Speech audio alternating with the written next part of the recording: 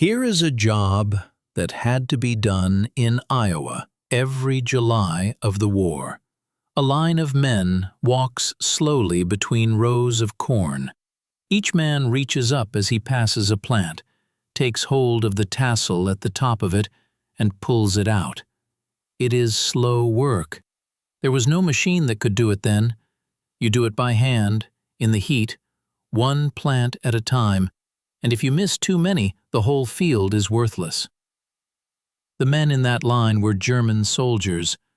They had been captured somewhere across an ocean, shipped to a country most of them could not have picked out on a map, and put behind wire in a state whose name they could barely pronounce. And in the summer of 1945, the United States of America handed them the seed corn. Not the harvest, the seed. Seed corn is not eaten and not sold for feed. It goes back into the ground the following spring, and what it grows is somebody else's harvest, a year later. Think about what that requires. Not kindness, not forgiveness, something colder and stranger than either. This is not the story of prisoners being astonished by American plenty. You have heard that story, and some of it is even true. This is the story of a country that had run out of men, and of what it decided to do about it. By the summer of 1945, America was not short of steel, or oil, or aircraft, or money. America was short of hands. Between April of 1940 and July of 1942, more than 2 million men walked away from agricultural work in the United States. Some were drafted. Most were not. Most of them simply left, because a shipyard in California or an ordnance plant in Illinois would pay a man in a week what a farm paid him in a month. 2 million in 27 months. And that was only the beginning of it. By the end of the war, the farm population of the United States had fallen by 6 million people. Not 6 million workers, 6 million people. Whole families gone off the land, into the cities and the plants and the services. And the fields they left behind did not stop needing work. Here is the problem that landed on the desk of every man responsible for feeding the country. The war did not reduce the demand for food, it multiplied it. There were armies to feed, and allies to feed, and a civilian population working longer hours than it ever had. The country needed more food than it had ever produced, and it needed to produce it with fewer people than it had ever had. There is a particular kind of quiet panic in a farm state when the men are gone and the crop does not care. Corn does not wait. Peas do not wait.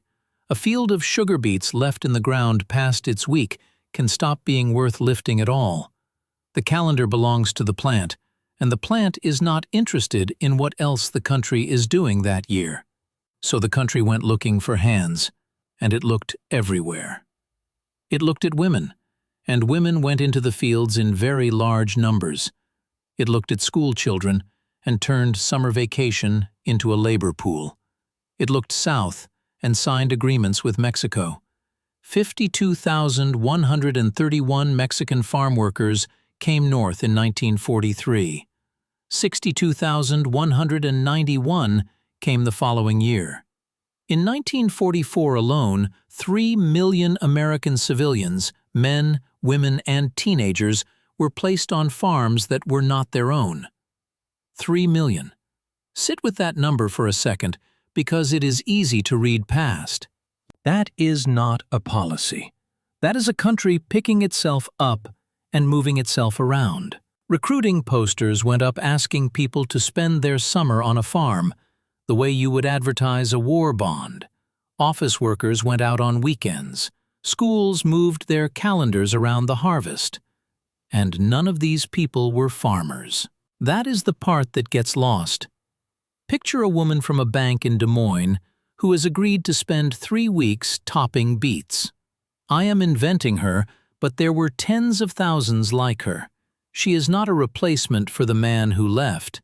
She is help, and help is worth a great deal. But she does not know the ground, and she has to be taught, and in 3 weeks she is gone again, and someone new has to be taught. Every one of these solutions had that same shape: temporary, well-meant, and made of people who were somewhere else the following month. What a farm needs is the opposite of that. It needs the same hands on the same field for the length of a season. It was not enough. The estimate for what 1944 actually needed was 4 million. A million hands short.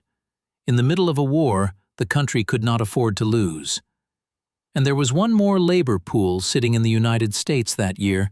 It was fenced, it was guarded, and it was very large. In April of 1943, Congress passed the legislation that created the Emergency Farm Labor Program.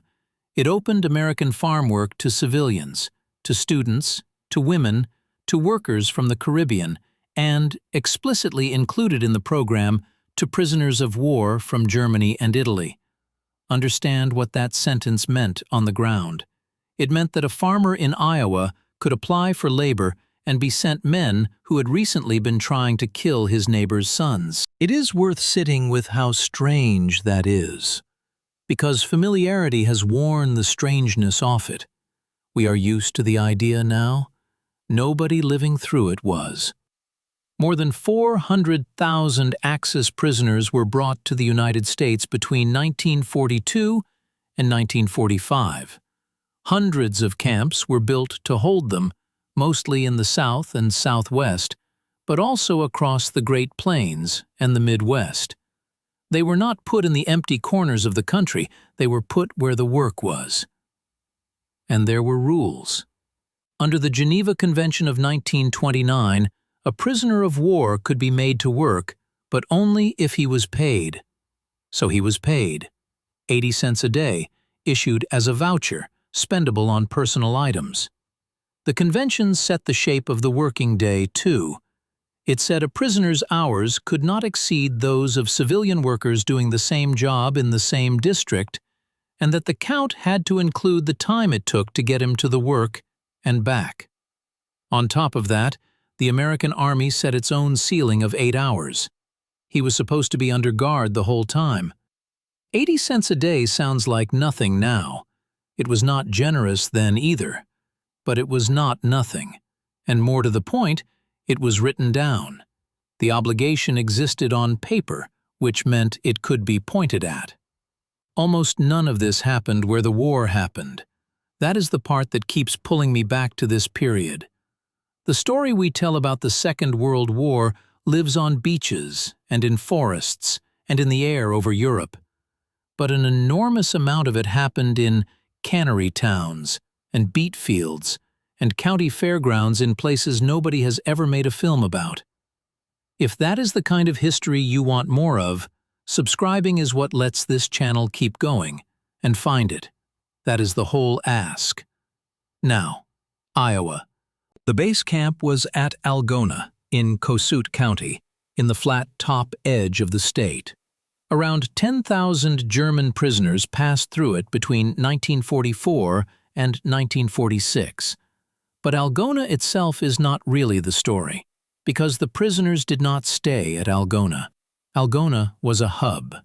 From it, the Army ran 34 branch camps spread across Iowa and up into Minnesota and Nebraska. At least 25,000 prisoners were held in Iowa across the whole period. The branch camps have ordinary names: Onawa, Charles City, Clinton, Eldora, Muscatine, Shenandoah, Storm Lake, Tabor, Toledo, Waverly. Those are not battle names. They are the names of places where people buy feed and go to church and complain about the weather. And each one of them had enemy soldiers living at the edge of town.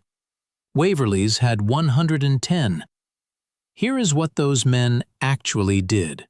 They built and repaired fences. They fixed machinery and outbuildings on farms whose owners could not fix them alone anymore. They canned vegetables. They processed hemp into rope fiber. They dehydrated alfalfa. They milled lumber. They picked peas. Go back and read that list again, and stop at the hemp. Because the hemp is not a farm chore. The hemp is a direct consequence of the other war. Before 1941, the rope of the United States Navy came from abaca fiber, grown in the Philippines. It is usually called Manila hemp, and a great deal of the fleet's cordage was made of it. Rigging, mooring lines, rope on deck. In December of 1941, Japan attacked, and then Japan took the Philippines, and the fibers stopped coming. The stockpiles in the United States began to run down, with no way to replace them. So in 1942, the Department of Agriculture put out a film called Hemp for Victory, asking American farmers to plant 350,000 acres of a crop most of them had not grown in their lifetimes.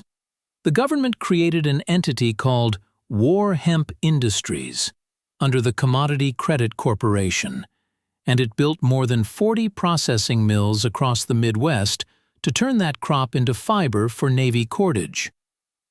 The bulk of it was grown in Minnesota, Iowa, Illinois, and Wisconsin, which means that when a German prisoner in an Iowa branch camp spent his day feeding stalks into a hemp mill, he was replacing a supply line that a different enemy had cut. One enemy took the Philippines. The other enemy's hands made the rope that filled the hole. I doubt anyone involved described it that way at the time, but that is what the arrangement was. And then there is the corn, which brings us back to that line of men in the July heat and to why it matters more than any of the rest of it.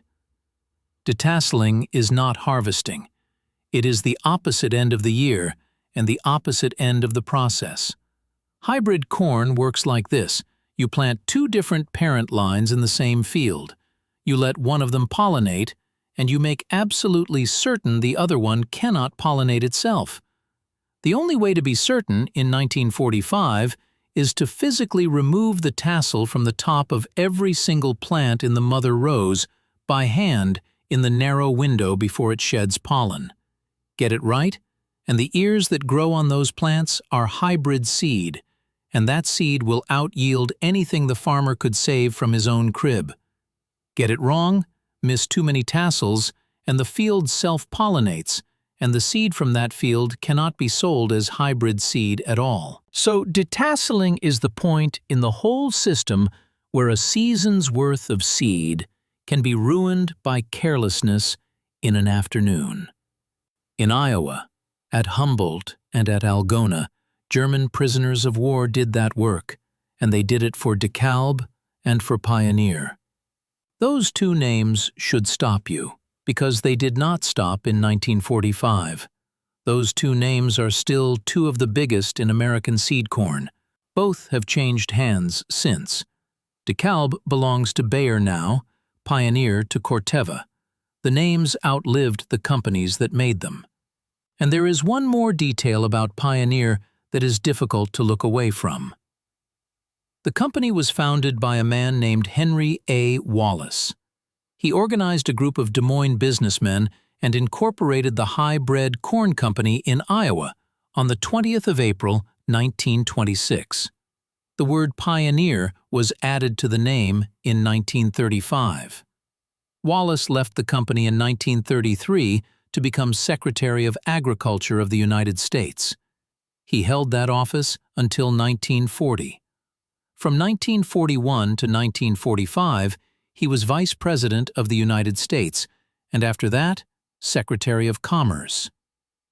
So German prisoners of war were in Iowa fields making hybrid seed for a company founded by a man who was, in those same years, the Vice President of the United States. He had not run the company for over a decade. There is no evidence he had anything to do with the labor arrangement, and I am not suggesting he did, but the geometry of it is remarkable all the same. The war reached that far into the ordinary machinery of the country, and the ordinary machinery of the country reached that far into the war. Now hold two facts next to each other, because this is the sentence the whole story is built on. The United States lost 6 million people from its farm population. and American food production over the war years rose 32% above what it had been in the late 1930s. Fewer people, more food. A great deal more food. There is no single explanation for that. Mechanization is part of it. Fertilizer is part of it. Hybrid seed is a large part of it, which is its own quiet irony given who was making the seed. Women and teenagers, and Mexican workers, and men too old to be drafted are a large part of it, and prisoners of war are part of it too. That is the honest version. Nobody should tell you that German prisoners fed America. They did not. They were one input among several, in a country improvising at enormous scale.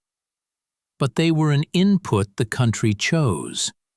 That is the part worth holding on to. A nation at war, short 1 million pairs of hands, looked at the enemy soldiers it was holding and decided the safest thing to do with them was to send them out into the countryside to work the fields. Which raises the obvious question, and the authorities were asking it too.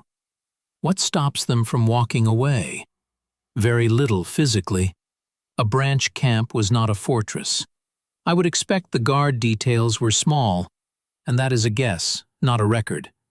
Every soldier standing over a prisoner in Iowa was a soldier not doing something else. The authorities were genuinely afraid of a mass escape, and specifically of the danger a mass escape would pose to the American public.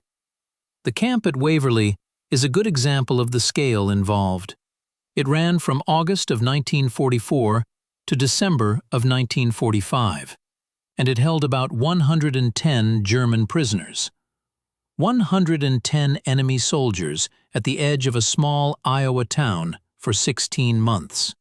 And here is a detail about Waverly that I find harder to shake than any escape story. The people around Waverly were themselves largely of German descent. The town adapted to the prisoners more easily than you would expect because, in a real sense, the prisoners were not entirely foreign to it. I want to be careful here because this is the point where it would be easy to invent something. I do not know what was said across those fences. There is no record I have found of a single conversation between a Waverly farmer and a Waverly prisoner. What the sources support is narrower and stranger than a story about friendship.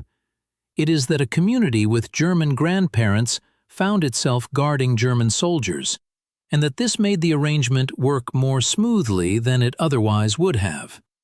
What that felt like, for either side, is not something I can tell you. Nobody wrote it down. If you are still with me, the part that comes next is the reason I wanted to make this video at all, and it happens at Christmas. In the autumn of 1944, a German prisoner at Algona was in the camp hospital with a stomach ulcer. His name was Edward Kaib. In civilian life, before any of this, he had been an architect. He was homesick. That much the record does state plainly. And lying there, he began work on a nativity scene. The first one was 12 feet wide. It went up in a mess hall for Christmas of 1944. The camp commander, a man named Lobdell, saw it and encouraged him to build a bigger one. So he did. Through 1945, Kaib and 5 other prisoners worked on it. The money came from the other prisoners, who paid for it out of what they had. They built more than 60 figures, each about half life-size, out of concrete laid over frames of wood and wire, many of them finished in hand-carved and painted plaster. By Christmas of 1945, it filled a space 50 feet by 50 feet in a separate building at the edge of the camp. Each camel weighed more than 500 pounds. The other animals ran about 50 pounds each. Each human figure about 100. Consider the arithmetic of that for a moment. Men with 80 cents a day, in a prisoner of war camp, in a country they had been sent to fight, pooling that money to build a 500-pound camel. The people of Algona came to see it.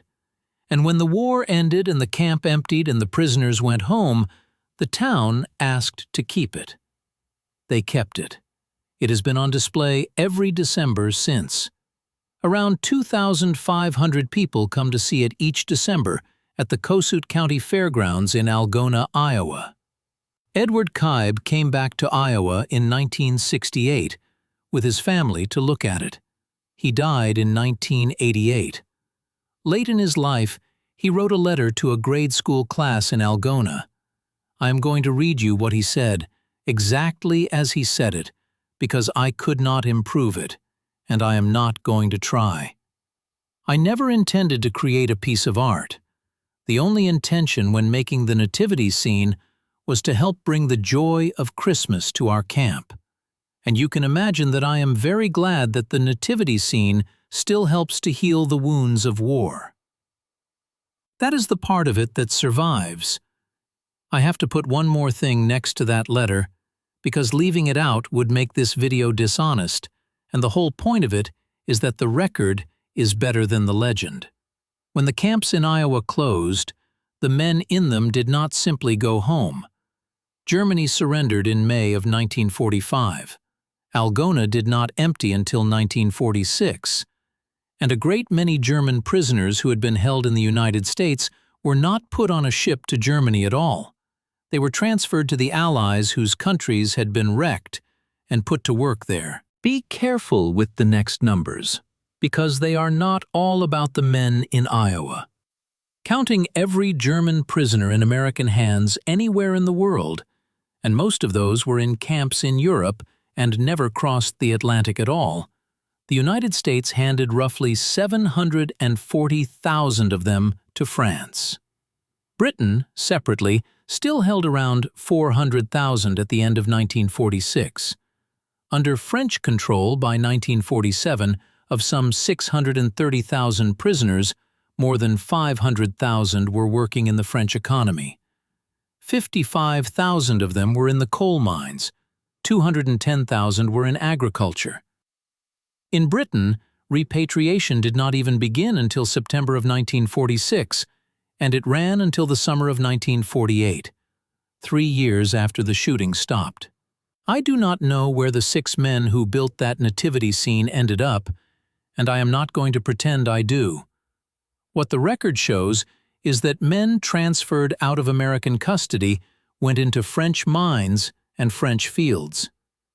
I am not going to tell you how to weigh that against the 80 cents a day and the fair treatment in Iowa.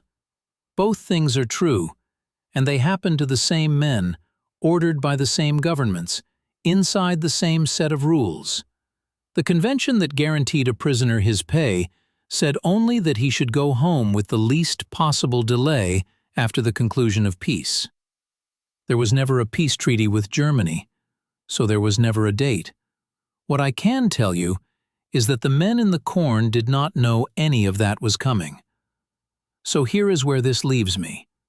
We tell the story of the American war as a story of production, the arsenal of democracy, the output, the tonnage, the astonishing numbers. And the numbers are real.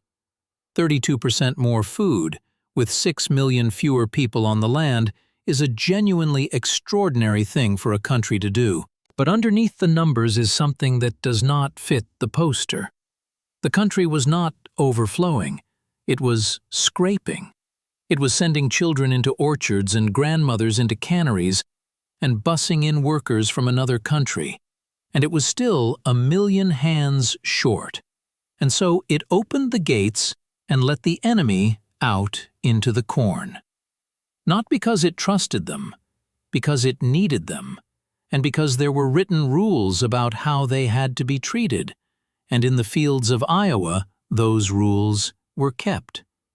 There is a version of national strength that looks like a tank, and there is a version that looks like a clerk in an office in Washington, working out what a prisoner has to be paid before you can ask him to pick peas, and settling on the daily wage of an American private. The second version is the one that built the seed corn. The men in that July field are all gone now, so are the farmers who signed for them. What is left is a 50-foot nativity scene in a county fairgrounds in northern Iowa that a few thousand people still go and look at every winter, in a building that tells them plainly who built it and what it was built with. If you got something out of this, subscribing is what keeps this channel able to go looking for the rest of it. There are hundreds of towns like Algona, and I have barely started. Thank you for staying to the end of this one.